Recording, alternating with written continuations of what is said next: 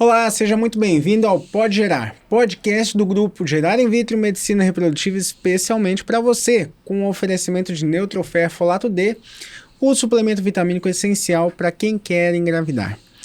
E o tema de hoje que nós vamos falar aqui, nesse mês de outubro, homenagem ao Outubro Rosa, mês de outubro começando agora, vamos falar do Outubro Rosa e reprodução assistida. O que será que tem a ver com isso? E na bancada comigo, para me ajudar a falar desse tema, duas super profissionais. Doutora Bárbara Flecha, bem-vinda. Boa tarde, gente. Eu amo falar desse tema. Eu tenho um viés aí das pacientes oncohematológicas, então vai ser um prazer. Muito bom. E doutora Cecília?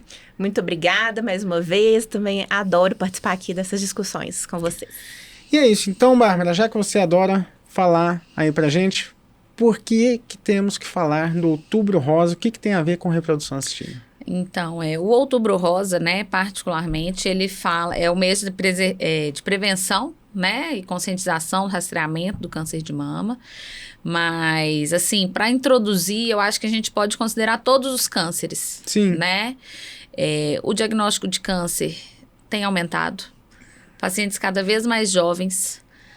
A expectativa de vida pós-tratamento maior. Cada vez maior, porque os tratamentos estão mais avançados. Sim. Então, o paciente vai ter uma vida inteira para viver depois daquele tratamento, né? E essa vida inteira inclui pensar na parte reprodutiva, ter filhos. E a gente sabe que as quimioterapias, radioterapias, imunoterapias são tratamentos potencialmente lesivos a uma das células mais sensíveis que a gente tem no corpo, que são os gametas, tanto os óvulos quanto os espermatozoides. Perfeito. Então, quando a gente tem a oportunidade de receber um paciente com um diagnóstico difícil como esse, para aconselhá-lo antes de iniciar o tratamento, isso é um privilégio muito grande para aquele paciente. Ótimo. Né? Que antes de receber a quimioterapia, radioterapia, imunoterapia, vai ter possibilidade de preservar os gametas. Não é para todo paciente que dá tempo, né, gente? A gente vai falar de algumas particularidades aqui. Mas quando a gente consegue fazer isso antes, isso muda o pós-tratamento, né, desse paciente. E já dando continuando essa questão, a importância dos colegas oncologistas, né?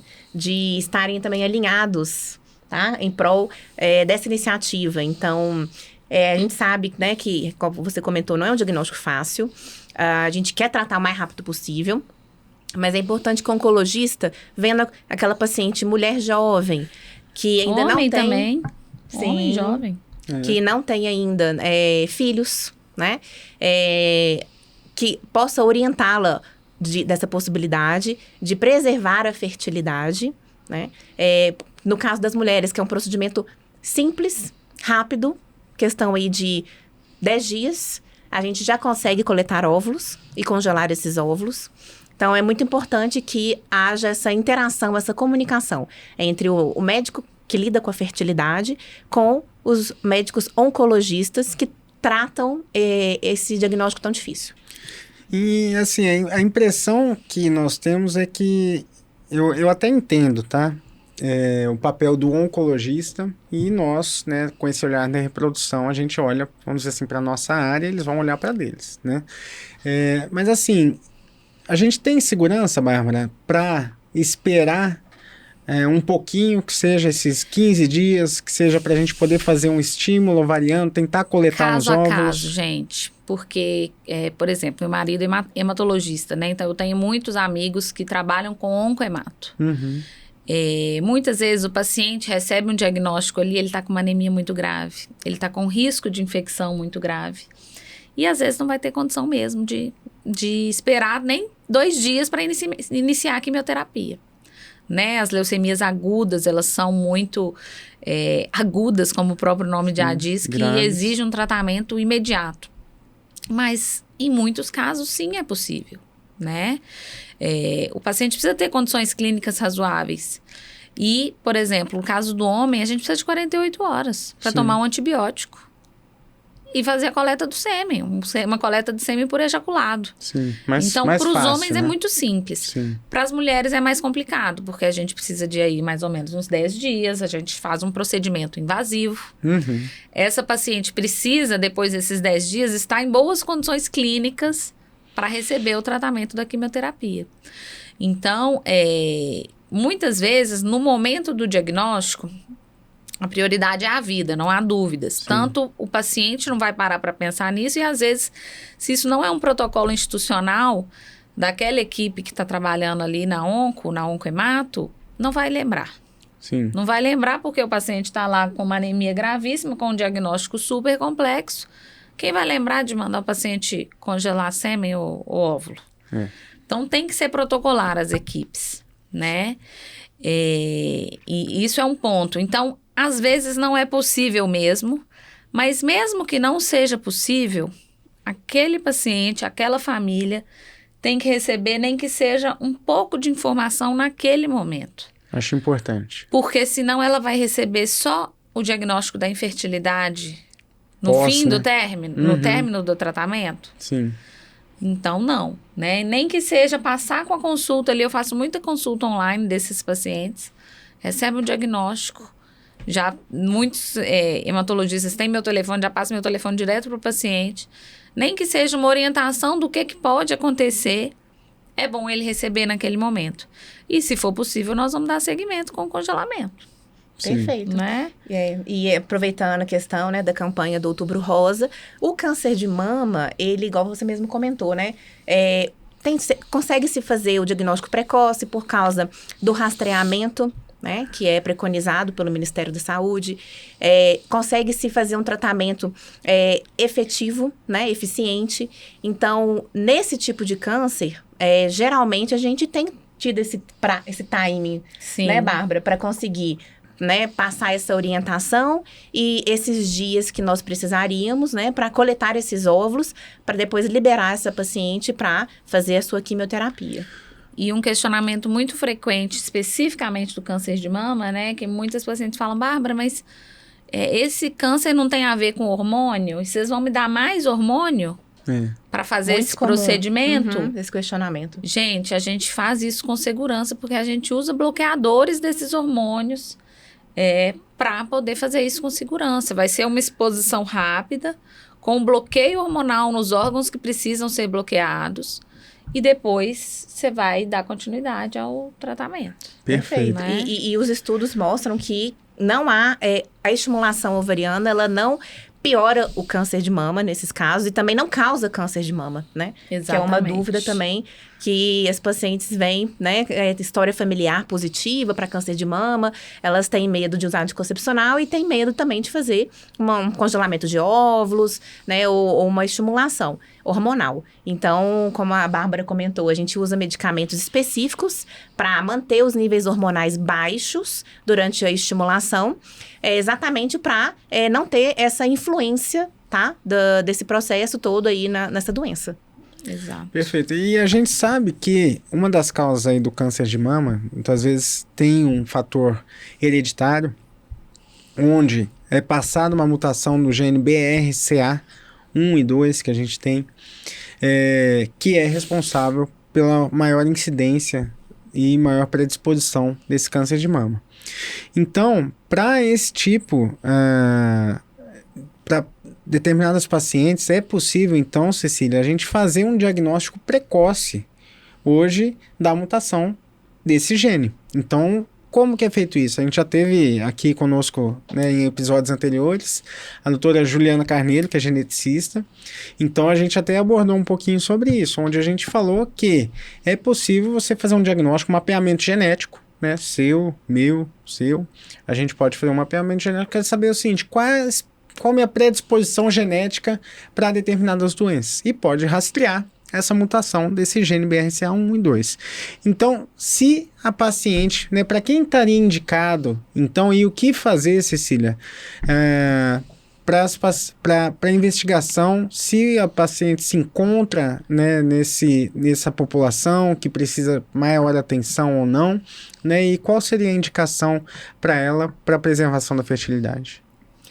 Mas muito comum, né, esses casos genéticos, eles terem ao longo da família, né? É uma herança genética. Então, ou mãe, ou a gente pode ver aí que parentes próximos já tiveram diagnóstico, já trataram. Então, é um sinal de alerta. Uhum. E aí, como o Bernardo falou, pode ser feita essa investigação genética da parte do gene do BRCA1 e 2, para saber se você tem ou não essa mutação. E sabendo que existe essa mutação na família, é muito interessante saber que existe a possibilidade de a gente preservar a fertilidade exatamente antes do desenvolvimento possível de uma doença, né? No caso, o câncer de mama.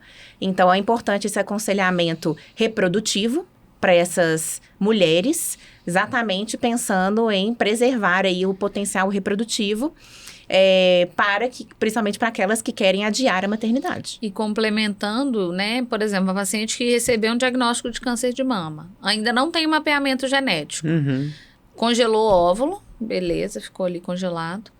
Depois descobriu-se que ela é portadora do gene BRCA.